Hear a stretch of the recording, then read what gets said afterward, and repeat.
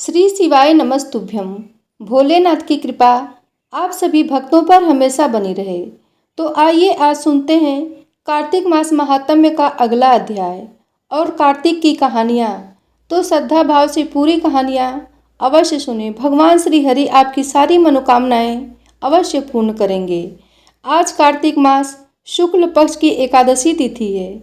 इसे प्रबोधनी या देव उठनी एकादशी भी कहते हैं। मान्यता है कि इस दिन भगवान विष्णु 4 माह तक सोने के बाद जागते हैं। इन 4 महीनों में भगवान विष्णु के सोने या कहें देव शयन के कारण सभी प्रकार के मांगलिक कार्य वर्जित होते हैं। भगवान विष्णु के पुनः जागने के बाद ही सभी मांगलिक कार्य शुरू हो जाते हैं। देव जागरण या उत्थान होने के कारण इसको देवोत्थान एकादशी भी कहते हैं। तो आइए आज कार्तिक स्नान की कथाओं के साथ प्रबोधनी एकादशी व्रत कथा भी श्रवण करेंगे। लेकिन सबसे पहले सुनते हैं एक गणेश जी की कहानी। तो प्रेम से बोलें गणेश जी महाराज की जय हो। बहुत समय पहले की बात है। एक गांव में एक भाई बहन रहते थे। भाई बहुत गरीब था पर उसकी बहन पैसे वाली थी। जब बहन के ननद का विवाह था तब बहन ने ना तो अपने भाई को विवाह में आने का निमंत्रण दिया और ना ही कोई चिट्ठी भेजी। भाई को बाहर वालों से पता चला कि उसके बहन के ननद का विवाह है। भाई ने अपने गांव वालों को बताया। तब गांव वालों ने अपने घर से चुनरी, बिछिया और साड़ी जैसा जिनसे जो बन पड़ा कन्या के लिए दिया। भाई सारा सामान लेकर बहन के गांव पहुंचा। बहन के घर जाने पर बहन की देवरानी बोली, भाभी जी आपके भाई आए हैं। बहन ने पूछा कैसे आए हैं और क्या पहना है। तब देवरानी ने कहा पैदल आए हैं, फटी पगड़ी फटी धोती पहने हैं। बहन बोली मेरे ससुर हवेली के सामने दुकान में बैठे हैं, मुझे शर्म आती है। भाई को बोलो कि पीछे के दरवाजे से आए। भाई के आते ही बहन ने भाई को एक कमरे में बंद कर बाहर से ताला लगा दिया। एक तरफ लड़की का विवाह हो रहा था, गाजे बाजे बज रहे थे, अतिथियों को भोजन कराया जा रहा था और दूसरी तरफ भाई को कोई भी पूछने वाला नहीं था। तभी भांजे की बहू को दया आई और उसने दरवाज़ा खोल दिया। दरवाज़ा खोलते ही भाई वहाँ से भागा। 2 दिनों के भूखे प्यासे रहने के कारण उसे चक्कर आने लगे। रास्ते में एक गणेश जी का मंदिर था, वहाँ जाकर गिर गया और रोते रोते गणेश भगवान को अपनी व्यथा सुनाई और बोला कि हे गणेश जी महाराज, आज मेरी गरीबी के कारण मेरी सगी बहन ने मुझे धिक्कार दिया। घर जाने पर मेरी पत्नी, मेरे बच्चे जब पूछेंगे कि विवाह से क्या मिठाई लेकर आए हैं तो मैं क्या जवाब दूंगा। तब गणेश जी को उस पर दया आ गई और गणेश जी भगवान बोले मेरे बगीचे से ककड़ी और तरबूज तोड़ कर ले जा। तब भाई ने ककड़ी तोड़कर झोला भर लिया और अपने घर गया। घर जाते समय बच्चों ने पूछा पिताजी बुआ के यहाँ से हम लोगों के लिए क्या लाए हैं। झोला खोलते ही छोटे तरबूज सोने के गेंद में बदल गए और बाकी तरबूज कांटे, उनमें से हीरे मोती निकले। पत्नी बोली आप बहन के घर से इतना कुछ क्यों लाए, आपकी बहन ने हम लोगों को बहुत ज़्यादा दे दिया है। भाई ने कुछ भी जवाब नहीं दिया। गणेश भगवान की कृपा से उनके दिन बदल गए। भाई का काम धंधा जोर से चलने लगा। धीरे धीरे गहने कपड़े, रहने के लिए मकान बन गए। पत्नी बोली एक बार ननद जी को बुलाकर लाओ। भाई नए कपड़े, नए जूते पहनकर रथ में बैठकर बहन को लेने गया। देवरानी बोली भाभी जी आपके भाई आए हैं। बहन ने पूछा कैसे आए हैं और क्या पहना है। तब देवरानी बोली रथ में बैठकर खूब ठाट बाट से आए हैं। बहन बोली मेरे भाई को बोलो कि हवेली के सामने से आए, मेरे ससुर देवर जेठ देखेंगे। भाई का बहन ने खूब स्वागत किया। भाई बोला बहन मैं तुम्हें लेने आया हूँ। तब बहन ने कहा मुझे भी बहुत दिन हो गए हैं, चलो मैं चलती हूँ। भाई बहन को लेकर अपने घर आया। भाई और उसकी पत्नी ने बहन का खूब आदर सत्कार किया। जो चीज़ें मांगी सब बनवा कर दिया। बहन बोली भाई मुझे एक जूती चाहिए। तब भाई ने मोची को बुलाया और कहा, मेरी बहन के लिए ऐसी जूती बनाओ जो मुंह से बोले। भाई ने बहन को बहुत सारा धन देकर विदा किया, पर अभी तक वह जूती नहीं आई थी। बहन रवाना होने लगी, तभी मोची जूतियां लेकर आया। बहन की जूती पहनते ही जूतियां बोली, निर्धन भाई की पैसे वाली बहन, गणेश जी का बगीचा नहीं होता तो आज क्या करती बहन। तब भाई की पत्नी ने पूछा, यह कहाँ से आवाज़ आ रही है। तभी भाई ने कहा, सुबह का समय है, कोई जीव जंतु बोल रहे होंगे।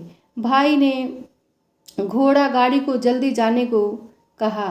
बहन के जाते ही पत्नी जिद करके बैठ गई कि जूतियाँ क्या बोल रही थी।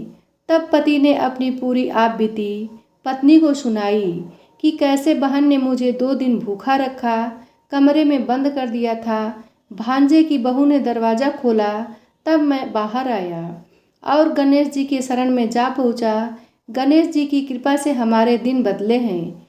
उसने अपने पत्नी को सारी बात बताई।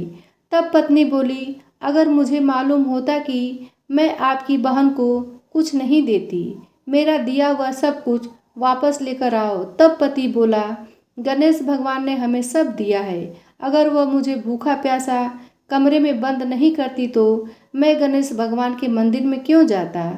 क्या मैं गणेश जी को अपना दुख सुनाता।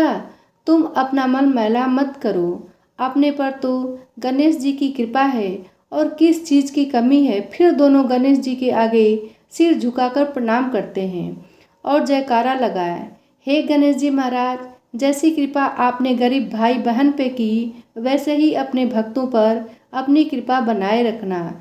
तो प्रेम से बोले, गणेश जी महाराज की जय हो। एक बार देवी तुलसी विवाह हेतु वर ढूंढने के तीर्थ यात्रा पर निकली थी और ढूंढते ढूंढते वह गंगा किनारे पहुंच गईं। उस वक्त गणेश भगवान गंगा किनारे तप कर रहे थे। उन्हें देखते ही देवी तुलसी उन पर मोहित हो गई और उनके मन में गणेश भगवान से विवाह की इच्छा उत्पन्न हुई। फिर देवी तुलसी ने गणेश जी के पास जाकर उनका ध्यान भंग कर दिया। आंखें खोलने के बाद गणेश भगवान के सामने देवी तुलसी खड़ी थी, लेकिन सामने एक स्त्री है, इसलिए अपने क्रोध को नियंत्रण में रखकर गणेश भगवान ने पूछा, आप कौन हैं देवी, और मेरा ध्यान भंग करने का क्या कारण है। जवाब में देवी तुलसी ने अपने परिचय के साथ गणेश जी से विवाह की बात कर ली। उत्तर में गणेश जी बोले, देवी मैं ब्रह्मचारी हूँ, उस वजह से मैं विवाह नहीं कर सकता। आपने विवाह प्रस्ताव के लिए न सुनने के बाद देवी तुलसी क्रोधित हो गई और उन्होंने गणेश जी को श्राप दिया कि उनका ब्रह्मचर्य टूटेगा और उनके 2 विवाह होंगे। इस बात पर गणेश भगवान भयंकर क्रोधित हो उठे, क्योंकि एक तो वह स्त्री है, इसलिए ध्यान भंग करने पर भी गणेश जी ने कुछ नहीं कहा और इतनी विनम्रता से बात करने पर भी उन्हें श्राप दिया गया। फिर गणेश जी ने भी देवी तुलसी को श्राप दिया कि तुम्हारा विवाह शंखचूड़ नाम के असुर के साथ होगा। एक देवी होकर भी उनका विवाह एक राक्षस से होगा। यह जानकर देवी तुलसी विचलित हो गई और विनायक जी से इस कठोर श्राप से मुक्ति दिलाने की क्षमा याचना करने लगी। फिर गणेश जी को तुलसी देवी पर दया आ गई। वह बोले कि मेरा शाप तो बदल नहीं सकता, वह तो सच होकर ही रहेगा, लेकिन अगले जन्म में तुम एक पेड़ बनोगी और भगवान महाविष्णु को अत्यंत प्रिय होगी। उनकी पूजा में भी तुम्हारा एक महत्वपूर्ण स्थान होगा और कलयुग के इंसानों को तुम मोक्ष का मार्ग दिखाओगी। लेकिन तुमने मेरा तप भंग किया है और मुझे ब्रह्मचारी होकर भी 2 विवाह का श्राप दिया है, इसलिए मेरी किसी भी प्रकार की पूजा में तुम निषिद्ध होगी। इस प्रकार देवी तुलसी गणेश भगवान की पूजा में निषिद्ध हो गई। तो प्रेम से बोले, गणेश जी महाराज की जय हो। एक नगर में एक ब्राह्मण दंपति रहते थे और वे दोनों प्रतिदिन 7 कोस दूर गंगा व यमुना नदी में स्नान करने जाते थे। इतनी दूर आने जाने से ब्राह्मण की पत्नी थक जाती थी, इसलिए एक दिन उसने अपने पति से कहा कि हमारा एक पुत्र होता तो कितना अच्छा रहता। पुत्र के बहू आती तो हमें घर वापस जाने पर खाना बनाना हुआ मिलता और बहू घर का काम भी कर देती। अपनी पत्नी की बात सुनकर ब्राह्मण ने कहा कि तू सही कह रही है, चल मैं तेरे लिए एक बहू ला ही देता हूँ। ब्राह्मण ने कहा कि एक पोटली में आटा डालकर कुछ मोहरे रख दे। ब्राह्मण के कहे अनुसार उसने पोटली बांधकर दे दी। पोटली लेकर ब्राह्मण चला गया। ब्राह्मण को सफ़र के दौरान यमुना के किनारे बहुत ही सुंदर लड़कियां दिखाई दी। वे रेत में घर बनाकर खेल रही थीं। उनमें से एक लड़की ने कहा कि मैं अपना घर नहीं बिगाड़ूंगी, मुझे तो रहने के लिए ये घर चाहिए। लड़की की बात सुनकर ब्राह्मण मन ही मन सोचने लगा कि बहू बनाने के लिए यही लड़की उचित है। जब वह लड़की जाने लगी तो ब्राह्मण भी उसके पीछे पीछे उसके घर तक पहुंच गया और वहां जाकर ब्राह्मण ने उस लड़की से कहा, बेटी, कार्तिक मास चल रहा है, इसलिए मैं किसी के घर खाना नहीं खाता। मैं अपने साथ आटा लेकर आया हूँ। तुम अपनी माता से पूछो कि क्या वह मेरे लिए 2 रोटी बना देंगी। यदि वह मेरा आटा छान कर रोटी बनाएंगी तो मैं रोटी खाऊंगा। लड़की ने जाकर माँ को ये सारी बात बताई। माँ ने कहा, ठीक है, जाओ ब्राह्मण से कह दो कि वह अपना आटा दे दे, मैं रोटी बना दूंगी। जब वह आटा छानने लगी तो आटे में से मोहरे निकली और वह सोचने लगी कि जिसके आटे में इतने मोहरे हैं उसके घर में कितनी मोहरे होंगी। जब ब्राह्मण खाना खाने बैठा तो लड़की की माँ ने उस ब्राह्मण से पूछा, क्या आपका कोई लड़का है और क्या आप उस लड़के की सगाई करने जा रहे हैं। यह सुनकर ब्राह्मण ने कहा कि मेरा लड़का तो काशी में पढ़ने के लिए गया हुआ है, लेकिन यदि तुम कहो तो खार कटोरे से विवाह करके तुम्हारी बेटी को अपने साथ ले जाऊं। लड़की की माँ ने कहा, ठीक है। इस पर लड़की की माँ ने लड़की की खाड़ कटोरे से शादी करके उसे ब्राह्मण के साथ भेज दिया। ब्राह्मण ने घर आकर कहा, रामू की माँ, दरवाज़ा खोल कर देख, मैं तेरे लिए बहू लेकर लाया हूँ। ब्राह्मण की पत्नी भीतर से ही बोली, हमारे तो कोई बेटा नहीं है तो बहू कहाँ से लाए। दुनिया ताने मारती थी, अब आप भी मारने लगे। ब्राह्मण ने कहा, तू दरवाज़ा खोल कर तो देख। जब ब्राह्मण की पत्नी ने दरवाज़ा खोला तो देखा कि सामने बहू खड़ी है। उसने बहू का स्वागत किया और आदर सत्कार से अंदर ले गई। अब जब ब्राह्मण पत्नी के साथ स्नान करने जाता तो पीछे से बहू घर का सारा काम करके और खाना बनाकर रखती थी। वह उनके कपड़े धोती और रात को हाथ पैर भी दबाती थी। इस तरह बहुत दिन बीत गए। ब्राह्मणी ने अपनी बहू से कहा कि बहू, कभी भी चूल्हे की आग मत बुझने देना और मटके का पानी खत्म मत होने देना। परंतु एक दिन चूल्हे की आग बुझ गई। यह देखकर बहू घबरा गई और भागी भागी अपनी पड़ोसन के पास गई और कहा कि मेरे चूल्हे की आग बुझ गई है, मुझे थोड़ी आग चाहिए। मेरे सास ससुर सुबह स्नान करने गए हुए हैं, वह थके हुए घर आएंगे, इसलिए मुझे उनके लिए खाना बनाना है। यह सुनकर पड़ोसन ने कहा कि तू तो बावली है, तुझे यह दोनों मिलकर पागल बना रहे हैं। इनके कोई पुत्र नहीं है और ये निसंतान हैं। बहू ने कहा, नहीं, ऐसा मत बोलो, इनका बेटा तो बनारस काशी में पढ़ने गया हुआ है। इस पर पड़ोसन ने कहा कि यह तुझे झूठ बोलकर लाए हैं, मेरी बात सच मान, इनके कोई बेटा नहीं है। अब बहू पड़ोसन की बातों में आ गई और कहने लगी कि अब आप ही बताओ मैं क्या करूं। पड़ोसन ने कहा कि वरना करना क्या है, जब तुम्हारे सास ससुर आए तो जली हुई रोटियां बनाकर देना और बिना नमक की दाल बनाकर देना। खील की करछी दाल में और दाल की करछी खील में डाल देना। पड़ोसन ने उसे अच्छे से सिखा पढ़ा दिया और फिर जब उसके सास ससुर घर आए तो उसने न तो उनका आदर सत्कार किया और न ही उनके कपड़े धोए।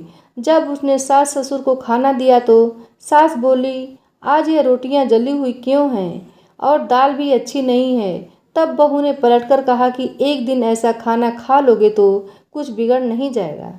तुम्हारा सास ससुर को खरी खोटी सुनाकर वह फिर से पड़ोसन के पास चली गई और बोली कि अब आगे क्या करना है। पड़ोसन ने कहा कि अब तुम सातों कोठों की चाबी मांग लेना। अगले दिन जब भी स्नान करने के लिए जाने लगे तो बहू अड़ गई कि मुझे तो सातों कोठों की चाबी चाहिए। तब ससुर ने कहा कि इसे चाबी दे दो और सास ने बहू को चाबी दे दी। सास ससुर के जाने के बाद जब बहू ने दरवाजे खोले तो देखा कि किसी में अन्न भरा है, किसी में धन भरा है और किसी कोठे में बर्तन पड़े हैं। जब उसने सबसे ऊपर का 7वां कोठा खोला तो देखा कि शिव जी, पार्वती माता, गणेश जी, लक्ष्मी माता जी, पीपल पथवारी, कार्तिक के ठाकुर, राई दामोदर, तुलसी जी का बिड़वा, गंगा यमुना और 33 कोटि देवी देवता विराजमान हैं। वहीं पर एक लड़का चंदन की चौकी पर बैठा माला जप रहा है। यह सब देखकर उसने लड़के से पूछा कि तुम कौन हो? तब लड़का बोला कि मैं तेरा पति हूँ, अभी दरवाज़ा बंद कर दे, जब मेरे माता पिता आएंगे तब दरवाज़ा खोलना। यह सब देखकर बहुत खुश हुई बहू और 16 श्रृंगार करके सुंदर वस्त्र पहनकर अपने सास ससुर का इंतजार करने लगी। उसने अपने सास ससुर के लिए अच्छे अच्छे पकवान बनाए।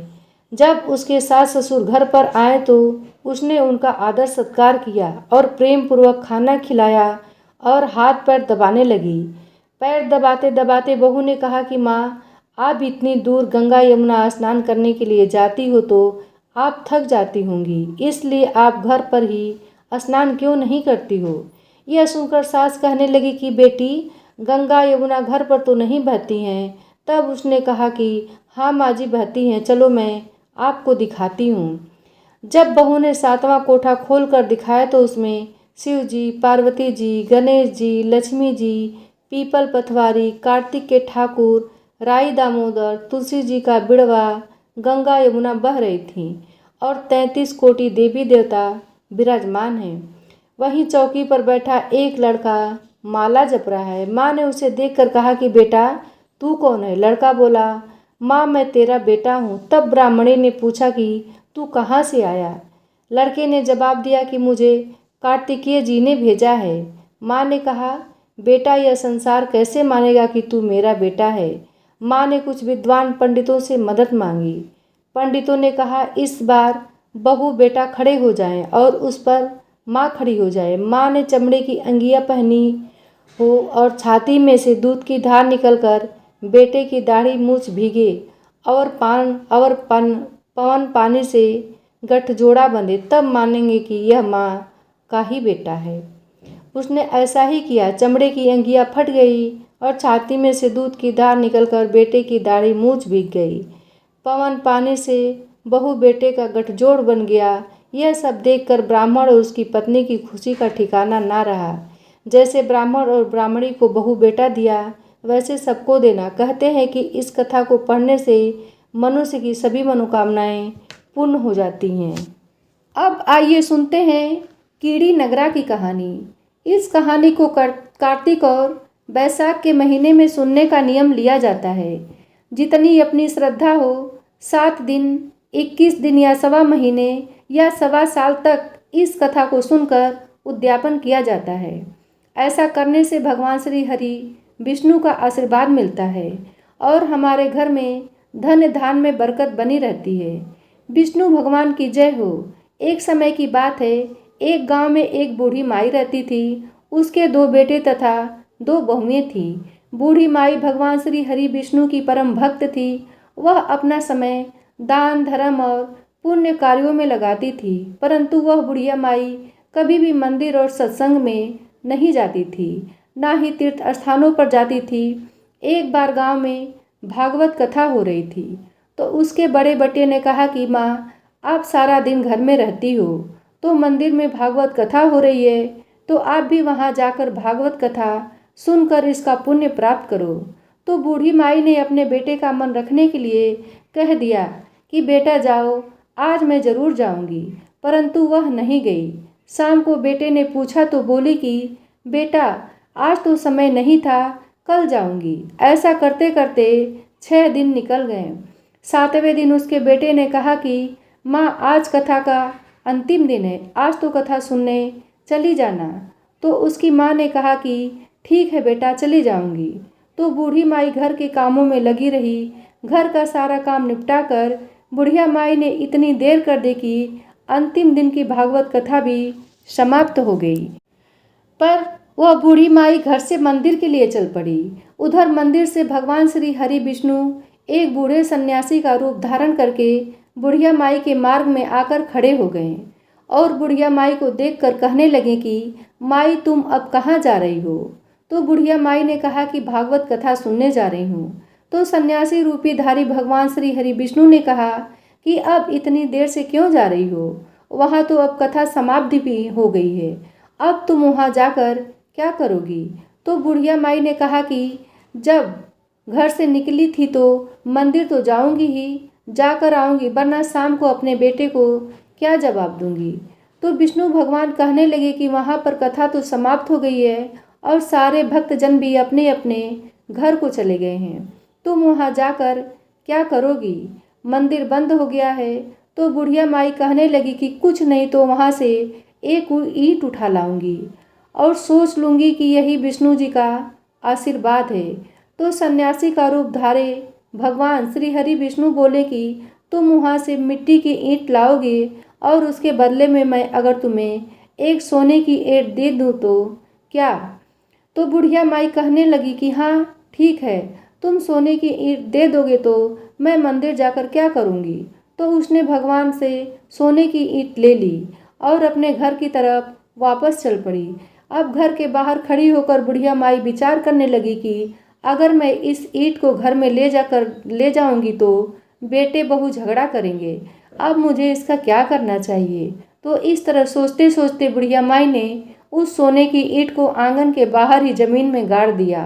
उस ईंट को लाने के बाद बुढ़िया माई का तो कभी पूजा पाठ में ध्यान ही नहीं लगता, ना कोई काम धंधा में ध्यान लगता। जब भी खाने पीने के लिए बैठती तो उस ईंट की तरफ ध्यान चला जाता। वह तो सब कुछ छोड़ छाड़ कर बस उसी ईंट की निगरानी में बैठी रहती। तो इस तरह खाना पीना छोड़ देने के कारण बूढ़ी माई दिन पर दिन कमज़ोर होती चली गई। तो एक दिन उसके बेटों ने पूछा कि माँ, आप सारा दिन घर के बाहर क्या करती रहती हो और आजकल बिल्कुल कमज़ोर भी हो गई हो। तो बुढ़िया माई कहने लगी कि बेटा कुछ नहीं, मैं तो आने जाने वाले लोगों को देखती रहती हूँ। उसने अपने बेटों को ईंट के बारे में कुछ भी नहीं बताया। इसी तरह दिन ब दिन कमज़ोर होते होते एक दिन बूढ़ी माई चल बसी। यमराज के दूत बूढ़ी माई को लेने के लिए आए और उसे लेकर धर्मराज जी के पास पहुँचे। धर्मराज जी को सारी बात बताई तो धर्मराज जी ने बूढ़ी माई को कुतिया की योनि दे दी। तो वह कुतिया उसी पेड़ के नीचे बैठी रहती और उसी ईंट की तरफ अपना ध्यान लगाई रहती। तो इस तरह टकटकी लगाई देखकर बुढ़िया माई की बहू ने अपने पति से कहा कि इस कुतिया को यहाँ से भगा दो, यह तो पागलों की तरह एक ही तरफ देखती रहती है, कहीं बच्चों को काट न खाए। तो उस बहू के पति बुढ़िया के बेटे ने एक लकड़ी उठाई और जोर से उस कुतिया को दे मारी। तो कुतिया तो बेचारी उस समय मार को सहन नहीं कर पाई और वह मर गई। मरकर फिर धर्मराज जी के पास गई तो धर्मराज जी ने उसे अब की बार सर्प की योनि दे दी। अब वह तो सर्प बनकर वहीं पर आ गई। जब भी समय मिलता आंगन के बाहर जहाँ सोने की ईंट गड़ी थी वहाँ चक्कर लगाकर वापस चली जाती। एक दिन बेटे बहू की नज़र उस पर पड़ गई तो उन्होंने उस सांप को भी मार दिया।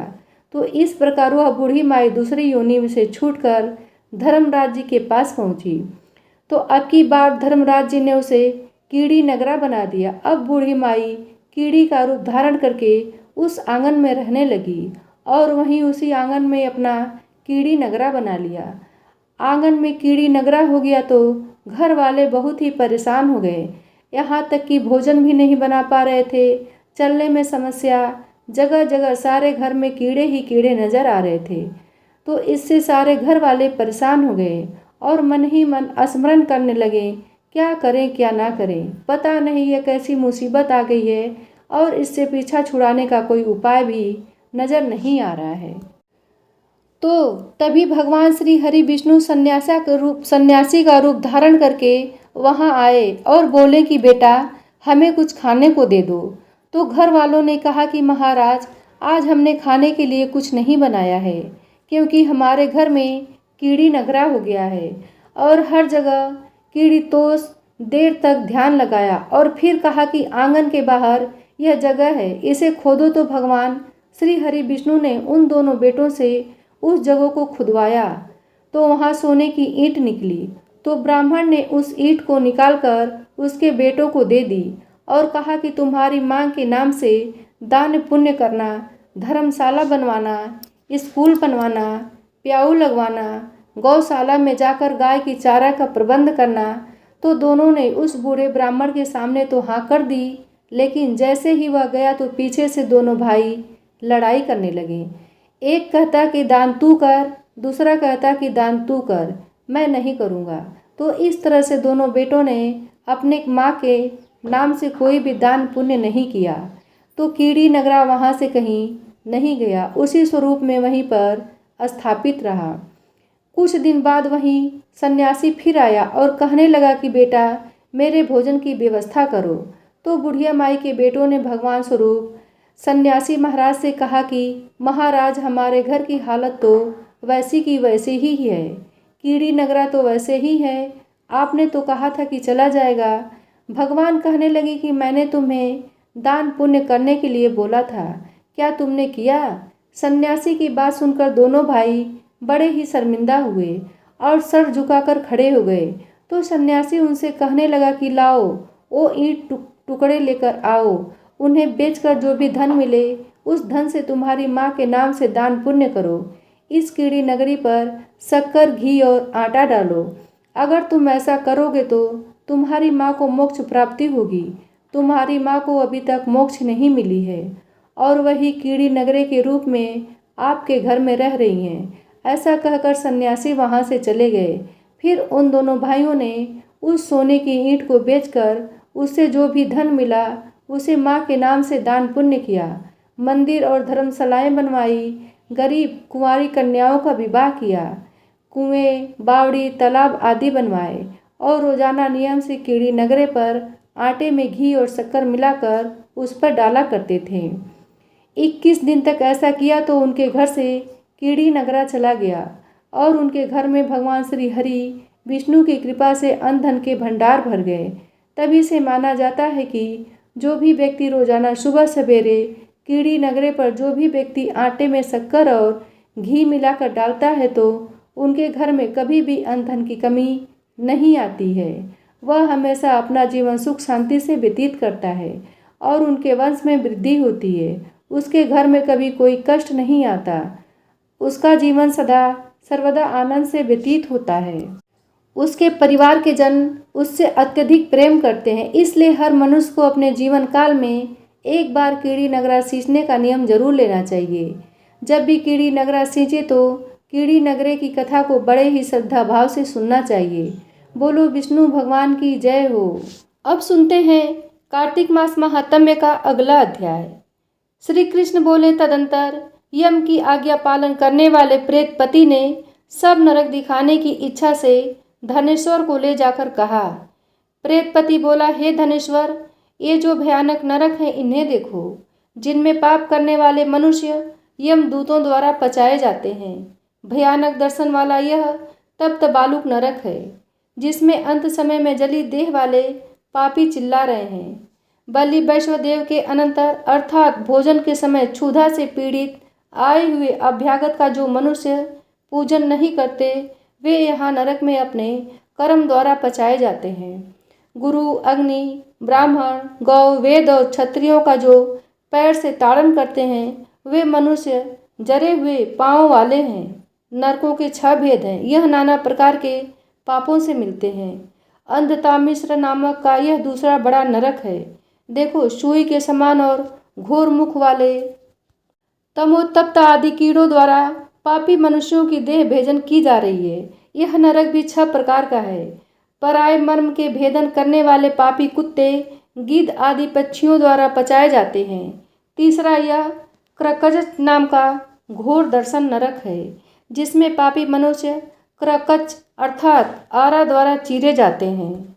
यह क्रकच नाम का नरक भी 80 पत्र नादिक भेद से 6 प्रकार के होते हैं। इसमें जो मनुष्य स्त्री पुरुष आदि का वियोग करा देते हैं वे पचाए जाते हैं। जो प्यारी वस्तु तथा औरों से वियोग कराते हैं वे मनुष्य भी इसमें पचाए जाते हैं।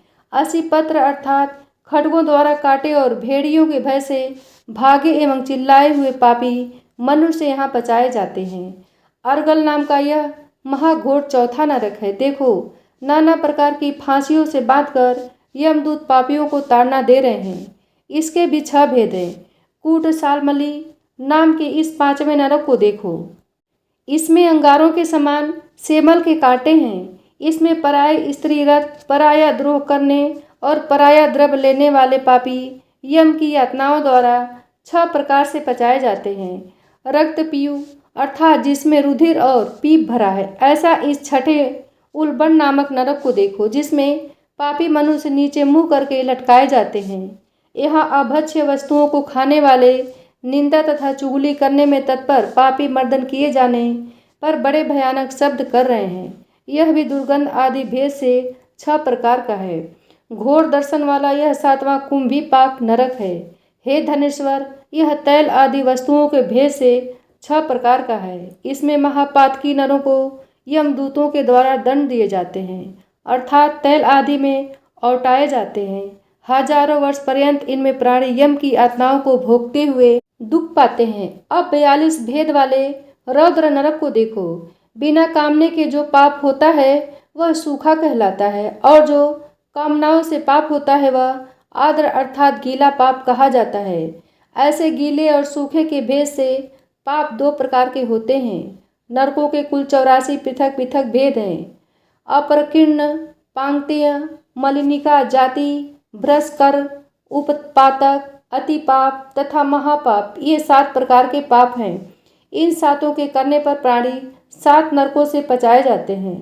तुम्हारा जो कार्तिक व्रत करने वाले पुरुषों से संसर्ग हुआ था, उसी के पुण्य समूह से पाप नरक दूर चले गए हैं। श्री कृष्ण बोले, ऐसे नरकों को दिखाकर प्रेतपति उस घनेश्वर को यक्षों के लोक में ले गए, और यह यक्षों का स्वामी हुआ। धनेश्वर इस नाम से प्रसिद्ध कुबेर का अनुचर हुआ। उसके नाम से अयोध्या में विश्वामित्र ने तीर्थ बनवाया था।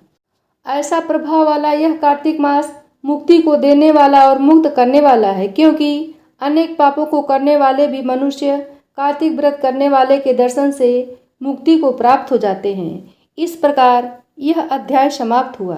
अब सुनते हैं तपसी और लपसी की कथा। एक था तपसी और एक था लपसी। तपसी हमेशा भगवान की तपस्या किया करता था, और लपसी रोजाना 1.25 सेर की लापसी बनाता और सबसे पहले भगवान को भोग लगाता, उसके बाद स्वयं भोजन कर लेता। इसी तरह दोनों की दिनचर्या चल रही थी। एक दिन दोनों भाइयों में कोई बात को लेकर कहा सुनी हो गई, तो दोनों जोर जोर से लड़ने लगे। लपसी कहने लगा कि मैं बड़ा हूँ, मैं रोजाना भगवान को भोग लगाता हूँ। तो तपसी कहने लगा कि मैं तो रोजाना तपस्या ही करता रहता हूँ, तो मैं बड़ा हूँ। इस तरह लड़ते लड़ते दोनों जोर जोर से बोलने लगे। तभी वहां से नारद जी गुजर रहे थे, और उन दोनों की आवाज़ सुनकर उनके पास आ गए और बोले कि तुम दोनों लड़ क्यों रहे हो। तो लपसी बोला कि मैं इसे कब से समझा रहा हूँ कि मैं बड़ा हूँ, पर यह तो कहता है कि मैं बड़ा हूँ। तो तपसी कहने लगा कि मैं इतनी तपस्या करता हूँ तो मैं ही बड़ा हूँ, यह छोटी सी बात इसके समझ में नहीं आ रही। तो नारद जी कहने लगे कि तुम दोनों शांत हो जाओ, तुम्हारा फैसला मैं अभी कर देता हूँ, लेकिन आज नहीं, कल आऊँगा, फिर बता दूंगा कि तुम दोनों में से बड़ा कौन है। यह कहकर नारद जी चले गए। दूसरे दिन रोजाना की तरह तपसी नहा कर आए तो नारद जी ने 1.25 करोड़ की अंगूठी उसके आगे फेंक दी। तो लपसी का ध्यान जैसे ही उस अंगूठी पर पड़ा तो उसने तुरंत उठाकर अपने पैर के नीचे दबा लिया और तपस्या करने के लिए बैठ गया। तो नारद जी ने दूसरी अंगूठी लपसी के सामने फेंकी, तो लपसी ने अंगूठी को देखकर भी अनदेखा कर दिया और लापसी बनाने लगा। बनाने के बाद भगवान को भोग लगाकर स्वयं भोजन करने लगा। तो नारद जी उनके सामने आ गए। नारद जी को देखकर ही वह दोनों पूछने लगे कि नारद जी, अब आप बताओ हम में से कौन बड़ा है। तब कहने लगा कि तपसी, मुझे ही बड़ा बताना, क्योंकि मैं ही बड़ा हूँ। तो नारद जी बोले कि तू खड़ा होकर तेरा पैर तो उठा। जैसे ही उसने खड़ा होकर पैर उठाया तो उसके पैर के नीचे से अंगूठी निकल आई। नारद जी कहने लगे कि यह अंगूठी तूने चुराई है, तुझे तेरी तपस्या का कोई फल नहीं मिलेगा, क्योंकि यह अंगूठी मैंने ही तुम दोनों के आगे फेंकी थी, जो तूने झट से अंगूठी को उठा लिया। तेरा मन तो मोह माया में अब भी लगा है। लप्सी ने तो अंगूठी को देखकर भी अनदेखा कर दिया और अपने रोजाना की भक्ति करने लगा। जो लप्सी रोजाना करता है वह भी एक भक्ति है, और मेरा फैसला यह है कि लप्सी ही सबसे बड़ा भक्त है। तो यह सुनकर तपसी हाथ जोड़कर कहने लगा कि महाराज, मुझसे बड़ा अनर्थ हो गया है। आगे से मैं ऐसी गलती नहीं करूँगा। पर आप मुझे बताओ कि मैंने भक्ति तो सच्चे मन से की है, तो मुझे उस भक्ति का फल कैसे मिलेगा? तो नारद जी कहने लगे कि रोटी बनाकर गाय को कुत्ते की रोटी नहीं बनाएगा, उसका फल तुझे ही मिलेगा। रोटियां बनाकर पीछे से सुबह छोटी रोटी नहीं बनाएगा, उसका फल, और शाम को रोटी बनाकर पीछे से एक बड़ी रोटी नहीं बनाएगा, उसका फल भी तुझे ही मिलेगा। ब्राह्मण को भोजन करवाकर दक्षिणा नहीं देगा तो वह भी तुझे ही मिलेगा। सूट साड़ी अगर हम किसी को देते हैं तो उसके ऊपर बैन स्वरूप अगर कुछ रुपए नहीं देते हैं तो उसका फल भी तुझे ही मिलेगा। अगर कोई दिए से दिया जलाता है तो उसका फल भी तुझे ही मिलेगा। व्रत रखकर अगर कोई सारी कहानी सुन ले लेकिन तुम्हारी इस तपसी लपसी की कहानी को नहीं सुनेगा तो उसका भी फल तुम्हें ही मिलेगा। तो इस तरह का आशीर्वाद पाकर तपसी बड़ा ही प्रसन्न हुआ। कहा जाता है कि उसी दिन से हर व्रत कथा के बाद में लपसी तपसी की कहानी जरूर सुननी चाहिए। कहानी सुनने के बाद में कहना चाहिए कि लपसी का फल लपसी को मिले, तपसी का फल तपसी को मिले। हमारी कहानी का, हमारे व्रत और हमारे पूजा पाठ का पुण्य हमें मिले। श्री तुलसी महारानी करूं विनय सिर नाय, जो मम हो संकट बिकट दीजे मात नसाय। नमो नमो तुलसी महारानी, महिमा अमित न जाय बखानी। दियो विष्णु तुमको सन्माना, जग में छायो सुयस महाना। विष्णु प्रिया जय जयति भवानी, तिहु लोक की हो सुख खानी। भगवत पूजा कर जो कोई, बिना तुम्हारे सफल न होई। जिन घर तव नहीं होय निवासा, उस पर करहि विष्णु नहीं वासा। करे सदा जो तव निति सुमिरन, तेहि के काज होय सब पूरन। कार्तिक मास महात्म तुम्हारा, ताको जानत सब संसारा। तब पूजन जो करे कुंवारी, पावे सुंदर बर सुकुमारी। कर जो पूजन नित प्रति नारी, सुख संपत्ति से होय सुखारी। वृद्धा नारी करे जो पूजन, मिले भक्ति होय पुलकित मन। श्रद्धा से पूजे जो कोई, भवनिधि से तर जावै सोई। कथा भागवत यज्ञ करावे, तुम बिन नहीं सफलता पावे। छायो तब प्रताप जग भारी, ध्यावत तुम्हि सकल चितधारी। तुम्ही माता यंत्रन तंत्रन, सकल काज सिद्धि होवे क्षण में। औषधि रूप आप हो माता, सब जग में तब यश विख्याता। देव ऋषि मुनियो तपधारी, करत सदा तव जय जयकारी। वेद पुराणन तव यश गाया, महिमा अगम पार नहीं पाया। नमो नमो जय जय सुख कारणी, नमो नमो जय जय दुख निवारणी। नमो नमो सुख संपत्ति देनी, नमो नमो अग काटन छेनी। नमो नमो भक्तन दुख हरणी, नमो नमो दुष्टन मद छेनी। नमो नमो भव पार उतारणी, नमो नमो परलोक सुधारणी। नमो नमो निज भक्त उबारणी, नमो नमो जन काज संवारणी। नमो नमो जय कुमति नसामनि, नमो नमो सुख उपजामनि। जयति जयति जय तुलसी माई, ध्याऊं तुमको शीस नवाई। निज जन जानि मोहि अपनाओ, बिगड़े कारज आप बनाओ। करूं विनय मैं मात तुम्हारी, पूर्ण आशा करहु हमारी। शरण चरण कर जोरी मनाऊं, निस दिन तेरे ही गुण गाऊं। क्रतुमा यह अब मोह पर दाया, निर्मल होय सकल मम काया। मंगु मात यह बर दीजे, सकल मनोरथ पूर्ण कीजे। जनु नहीं कुछ नेम आचारा, क्षमहु मात अपराध हमारा। बरह मास करे जो पूजा, तासम जग में और न दूजा। प्रथम ही गंगा जल मंगवावे, फिर सुंदर स्नान करावे। चंदन अक्षत पुष्प चढ़ावे, धूप दीप नैवेद्य लगावे। करे आचमन गंगा जल से, ध्यान करे हृदय निर्मल से। पाठ करे फिर चालीसा की, स्तुति करे मात तुलसा की। यह विधि पूजा करे हमेशा, ताके तन नहीं रहे कलेसा। करे मास कार्तिक का साधन, सोवे नित पवित्र सिद्ध हुई जाई। है यह कथा महासुखदाई, पढ़े सुने सो भव तर जाई। तुलसी मैया तुम कल्याणी, तुम्हारी महिमा सब जग जानी।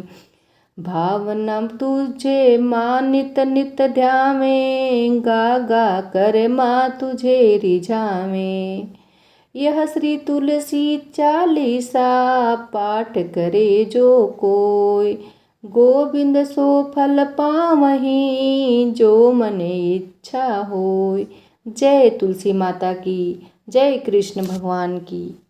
तुलसी महारानी नमो नमो, हरि की पटरानी नमो नमो।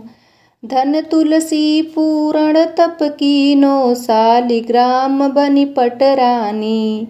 जाके पत्र मंजरी कोमल, श्रीपति कमल चरण लपटानी। तुलसी महारानी नमो नमो, हरि की पटरानी नमो नमो। धूप दीप नैवेद्य आरती, पुष्पन की वर्षा बरसानी। 56 भोग 36 व्यंजन, बिन तुलसी हरि एक न मानी। तुलसी महारानी नमो नमो, हरि की पटरानी नमो नमो।